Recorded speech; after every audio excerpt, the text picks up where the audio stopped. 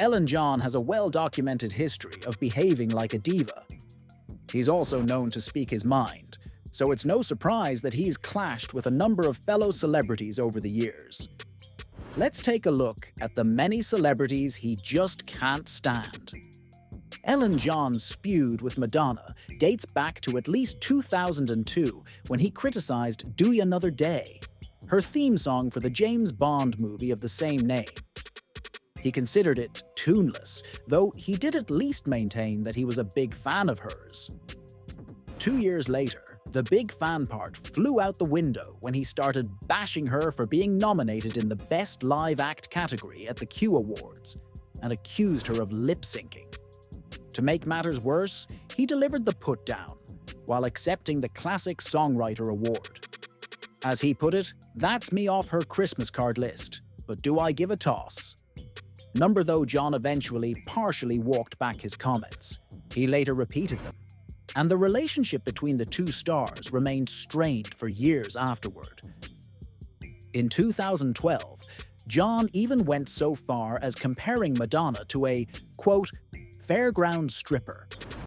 In 2016, he revealed on the Graham Norton show that he'd apologized to her after a chance encounter in France and promised he wouldn't insult her again. This lasted until 2019, when he called her ungracious and nasty over her feud with Lady Gaga. Elton John and David Bowie were two of the most flamboyant and exciting artists of the 70s, so it was only natural that they would cross paths. The two of them and glam rock pioneer Mark Bolan of the band T-Rex used to be a tight unit back in the day, as they hit the gay clubs together and just spent plenty of time hanging out.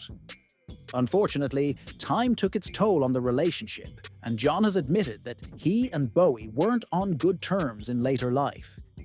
He attributes this in part to the fact that they simply drifted apart. However, it appears that some bad blood might have been boiling when the Starman started bad-mouthing the Rocket Man.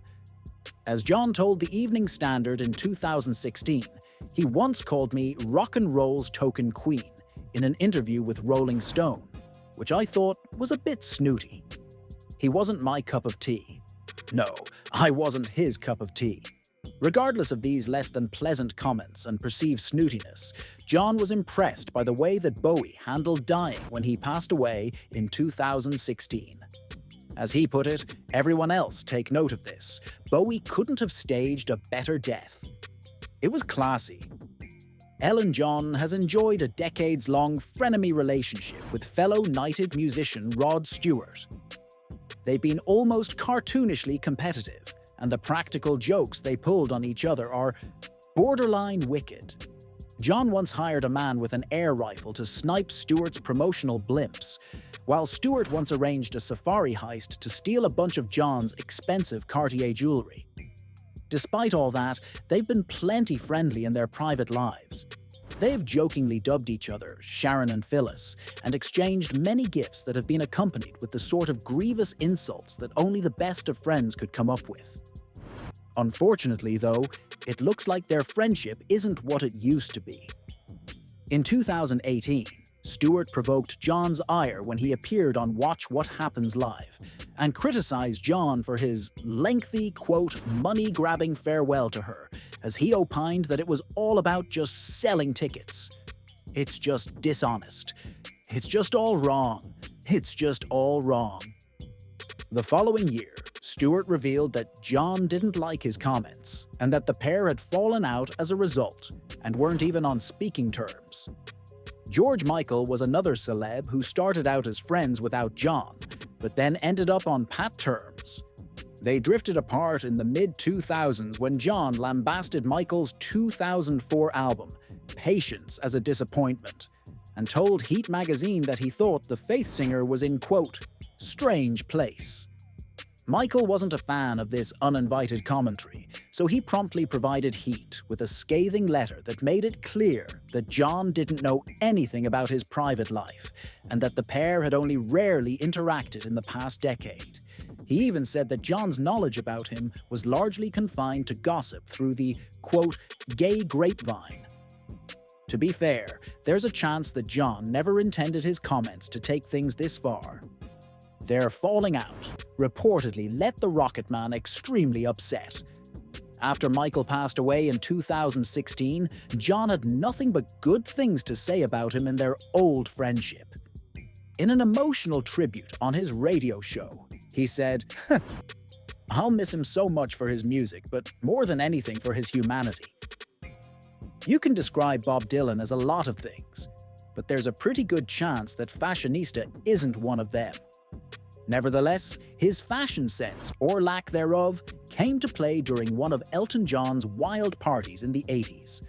And unfortunately for Dylan, the host happened to be high out of his mind at the time. When John noticed an incredibly scruffy man he didn't recognize having a drink, he assumed it was a staff member who had ideas above his station. In his memoir, Me, he recounted, "I loudly demanded to know what the gardener was doing, helping himself to a drink. There was a moment's shocked silence, broken by my PA saying, 'Elton, that's not the gardener, it's Bob Dylan.' That might have been the end of it if it wasn't for the fact that John then grabbed Dylan and steered him inside with the promise of a makeover. As he declared at the time, 'Bob, we can't have you in those terrible clothes, darling. Come upstairs and I'll fit you out with some of mine at once. Come on, dear.'" Dylan was predictably terrified at this prospect, and this wasn't the last of their misadventures. The pair later had dinner with Simon and Garfunkel, and afterwards, Dylan found himself awkwardly playing party games with the others. Apparently, he was so bad at it that John started pelting him with oranges. Keith Richards is known for being just as sharp-tongued as Elton John. Both English rockers have been known to skewer their colleagues, and as it happens, they also reportedly harbor a healthy disdain for each other. According to Rolling Stone, their feud may or may not have started in 1975, when John reportedly outstayed his welcome and a tensile and guest spot at a Rolling Stones concert. We can say for sure that the two have traded barbs since at least 1988, when Richards described John as a, quote, lovely blow, but posing." The stealth disses eventually turned into real ones when Richards reportedly insulted John's theatrical antics and his Princess Diana tribute Candle in the Wind, 1997. John soon replied with some choice words himself when he said, "I'm glad I've given off drugs and alcohol. It would be awful to be like Keith Richards. He's pathetic, poor thing. It's like a monkey with arthritis trying to go on stage and look young. I have great respect for the Stones, but they would have been better if they had thrown Keith out 15 years ago." The two men are unlikely to become close friends anytime soon, though now their mutual animosity at least seems to be on the back burner. In 2015, the Stones' Ron Wood even managed to get them to pose for a photo together. The 2008 GQ Menity Year Award ceremony in London became a rather interesting event when host Elton John and Lily Allen got into a verbal catfight while on stage. Things started out normally, but then John appeared to become annoyed with Allen's behavior, which became more erratic as the night went on. As Allen said, "And now the most important part of the night, John couldn't contain himself anymore." As he snapped, "What? Are you gonna have another drink?" From that point forward, the sparks could no longer be contained. Allen countered with, "No, fuck off, Elton. I am 40 years younger than you and have my whole life ahead of me." To which John parried, "I could still snort you under the table." This evidently threw Allen, who ended the dialogue with, "Moans, fuck off. I don't know what you were talking about." Allen later admitted to MTV News that she had unapologetically indulged in some champagne, but she also said that the perceived bad blood between her and John was entirely invented by the media. And John doesn't really seem to think that Allen is all that bad either. In a 2010 interview with Radio Times magazine, he recognized her as among the young pop musicians of the day that he liked. In 2011, Elton John turned his critical gaze toward music competition shows as he declared that they killed talent and had ruined the British pop music scene. And when you're talking about music competition shows, you can't avoid Simon Cowell, the man behind American Idol, The X Factor, and America's Got Talent. As a bit of a blunt-spoken man himself, Cowell promptly struck back. In an interview with Piers Morgan, he said in no uncertain terms that he didn't think much of the music legend's comments, since he considers John to be a bit of a money grabber. As he put it, this is somebody who charges, what, $1 million of private gig? $2 million, you know? I don't know whether he's concerned about himself. Maybe he is. But they always bleed on that we're not giving other people a chance. They're only worried about themselves.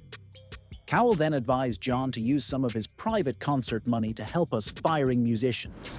But John may have just delivered the most scathing comment in this particular feud a full year before it even started. In 2010, he revealed that he refused to judge a seat on American Idol because he found the very concept, quote, arse-paralyzingly brain-crippling. If you ever want to make an enemy out of Elton John, the easiest way is probably by lip-syncing while you're a professional musician. This came up during his notorious feud with Madonna, when he uttered the infamous words, "Anyone who lip-syncs in public on stage when you pay £75 to see them should be shot." What would your advice be to Madonna this year? Make sure you lip-synced good. In 2016, it was Janet Jackson's turn to go through the grinder. In an interview with Rolling Stone, John said in no uncertain terms that he believed that Jackson was lip-syncing during her Unbreakable tour, and that he didn't much care for it. As he put it, you know, fucking music magazines writing a review of Janet Jackson saying, "This is the greatest show, 4.5 stars. It's fucking lip-synced. Hello, that's not a show. I'd rather go and see a drag queen. Fuck it off." Obviously, John doesn't like it when something artificial comes out of a musician's mouth. In 2010, Elton John made his views about the sad state of pop music abundantly clear. In an interview with Radio Times magazine, he revealed that he doesn't think much of modern songwriters, as he noted that the only way pop stars can take a stand for themselves is if they write their own songs. He then name-dropped 2 winners of British talent show The X Factor, as he said, Leona Lewis and Alexandra Burke are at the mercy of the next song they can get.